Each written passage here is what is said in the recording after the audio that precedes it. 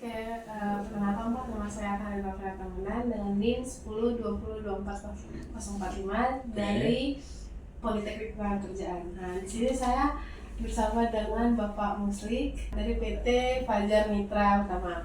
Pak, di sini saya izin bertanya mengenai dunia HR dari pekerjaan Bapak sendiri. Oke, silakan. Yang pertama saya ingin bertanya Pak, Bapak bekerja sebagai HR itu sudah berapa lama ya Pak, kalau boleh tahu? Kalau untuk di Fajar Mitra Utama sendiri sekitar 9 tahunan. Tapi kalau secara akumulasi dengan pengalaman di HR sekitar 24 tahun. Nah, dengan jangka waktu yang cukup lama nih ya Pak bekerja di dunia bidang HR nih, apa sih Pak yang bikin Bapak tertarik untuk terjun ke bidang HR ini sendiri Pak? Oke. Sebelumnya kalau bicara ketertarikan awalnya sih proses aja ya, proses pembelajaran seperti apa sih HR itu gitu kan ya. Nah, setelah didalami ternyata memang berinteraksi dengan sesama manusia, karena kan HR itu kan mengelola manusia ya, mengelola orang-orang gitu kan. Nah, dengan perbedaan-perbedaan karakter ya kan, kemudian latar belakang pendidikan, usia ya kan, keterampilan yang berbeda-beda, bagaimana mereka bisa menjadi sinergi untuk mencapai tujuan organisasi. Nah, ini jadi hal yang menarik gitu kan untuk dipelajari dan dikelola gitu kan, sehingga awalnya yang kita belajar untuk sekedar ya menjalankan pekerjaan, tapi setelah dijiwai untuk menjalankan pekerjaan tersebut malah menjadi suatu ketertarikan, menjadi suatu passion yang apa ya, yang memang menarik gitu kan untuk dijalankan gitu kan ya, karena HRD sendiri memang sifatnya dinamis gitu kan ya, dengan latar belakang tadi, kemudian perbedaan generasi, ini semakin kedepannya banyak tantangan-tantangan HR yang menjadi challenge juga buat kita gitu, seberapa eksisnya kita, seberapa mampukah kita untuk terus bisa mengelola HR dengan baik. Kira-kira seperti itu sih mungkin ya. Nah, tadi Bapak kan sempat mention tantangan-tantangan di Bapak sebagai HR.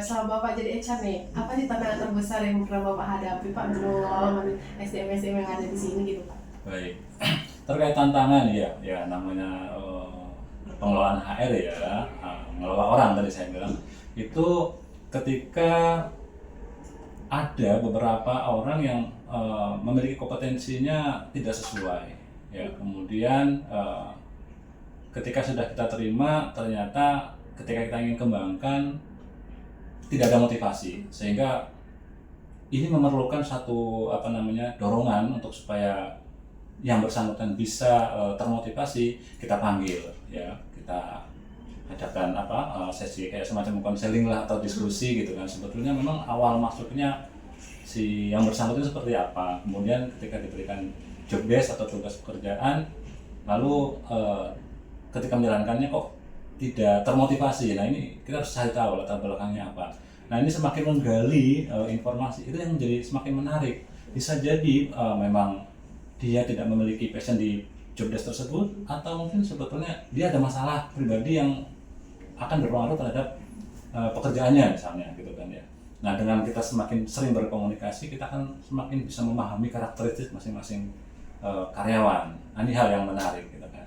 Bagaimana dengan perbedaan-perbedaan ini bisa kita coba rangkul semua ya untuk bersinergi sama-sama menjalankan objektifnya perusahaan atau tujuan dari perusahaan gitu. Itu sih. Berarti fun fact yang kalau bilang soft skill yang pertama kali dimiliki oleh HR itu komunikasi, benar ya Pak? Komunikasi dan negosiasi itu menjadi soft skill utama ya kan.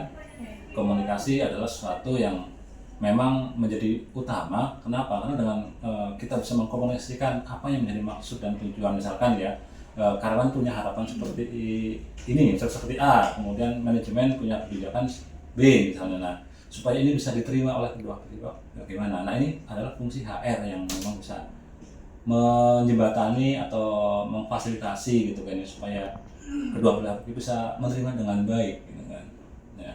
Nah, tentu komunikasi tidak kaku, HRD tidak juga harus kaku gitu kan, tapi juga tidak boleh terlalu lembek dalam artian bahwa setiap perusahaan punya seperangkat aturan gitu kan ya, tata tertib misalnya. Nah, bagaimana tata tertib ini bisa dijalankan oleh karyawan tanpa harus memaksa dalam konteks kalau A ya A, kalau nggak dilakukan A maka diberikan sanksi. Tidak juga harus langsung seperti itu, tapi bagaimana pendekatan dulu, ya kan, bahwa dengan kita mentaati tata tertib, tentunya harapannya supaya nanti kita bisa lebih produktif, tujuan perusahaan bisa lebih tercapai. Ya, misalnya kalau karyawan banyak yang datang terlambat, otomatis kan jam kerjanya jadi berkurang, ya kan, apa yang sudah target oleh perusahaan menjadi tidak tercapai, kan gitu ya. Nah, edukasi seperti itulah yang harus banyak digalakkan kepada teman-teman karyawan, sehingga mereka memahami bahwa tujuan mereka datang ke sini memang untuk bekerja dan jam kerja pun sudah diatur. Ya, silakan dipenuhi hak dan kewajibannya. Artinya kewajiban dia sebagai karyawan ya bekerja sesuai dengan jam kerja yang sudah ditetapkan. Haknya dia setiap bulan mendapatkan upah, ya kita berikan sesuai dengan apa yang sudah disepakati. Misalkan nilai upahnya setiap bulannya berapa, ya itulah yang akan diberikan oleh perusahaan gitu. Seimbanglah antara hak dan kewajiban. Itu sih sebenarnya. Berarti kan di sini intinya posisinya kalau HR ini menjembatani antara manajemen dengan karyawannya di sini. Pasti itu posisi yang sulit nih Pak. Pada saat Bapak ingin mengeluarkan kebijakan baru, pasti Bapak ingin bernegosiasi dengan manajemen dan karyawan juga yang bisa mendapatkan solusi, si karyawannya juga mendapatkan yang terbaik dari manajemen untuk perusahaannya juga mendapatkan yang terbaik. Itu gimana sih Pak caranya supaya kita bisa balance antara karyawan dan manajemen juga? Sebetulnya kalau bicara balance sih ya tidak 100% balance ya, tapi bagaimana kita bisa menyampaikan bahwa apa yang kita keluarkan terkait dengan kebijakan tentunya semua sudah melalui pertimbangan yang matang gitu kan ya, bahwa perusahaan mengeluarkan kebijakan tentu ada dasar, ya kan, dasarnya kita harus jelaskan ke karyawan, dan tentunya saya yakin bahwa perusahaan mengeluarkan kebijakan itu tentu semua buat kebaikan bersama, ya kan. Saya yakin pemilik perusahaan pun juga ingin perusahaannya akan terus kontinu dan ada gitu kan, berkelanjutan, terus berkembang gitu kan. Tentunya mengharapkan dengan kebijakan-kebijakan yang dikeluarkan, yang diterapkan ke karyawan, mengharapkan bahwa karyawan sendiri mau mengikuti kebijakan itu, sehingga apa yang menjadi tujuan tadi, ya ayo kita bareng-bareng gitu kan ya, supaya kedepannya kita tidak ingin bekerja hanya sebentar, tapi akan terus berkelanjutan. Yuk kita bareng-bareng mengajukan perusahaan sejauh bahwa tentunya kebijakan itu tidak melanggar daripada ketentuan undang-undang yang terkait dengan ketenaga kerjaan ya. Itu sih, jadi peran HR ini memang menjadi sesuatu yang ini juga ya, buat bagaimana supaya karyawan itu memahami lah gitu kan ya, karena biar bagaimana juga HR adalah karyawan juga gitu kan. Nah ini memang diperlukan satu kedewasaan banget, terutama untuk orang-orang yang duduk di HR gitu ya, di HR gitu kan, karena satu sisi dia sebagai karyawan yang terdampak juga atas kebijakan itu, namun di sisi lain orang HR itu menjadi kepanjangan tangan dari manajemen untuk menyampaikan apa yang sudah kebijakan itu kepada karyawan. Pak, terima kasih Pak udah mau sharing-sharing mengenai pekerjaan Bapak. Maaf Pak udah mengganggu waktunya. Baik. Terima kasih Pak. Oke. Terima kasih Mbak Karin ya. Mungkin ini hanya sekelumit informasi, mudah-mudahan bisa ada insight ya untuk Mbak Karin terkait dengan tugas dan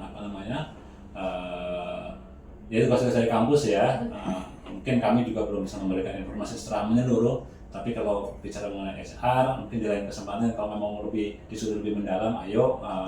Tapi ya gambaran umumnya seperti inilah peran HR. Gitu. Ya, oke, mudah-mudahan bermanfaat. Terima kasih.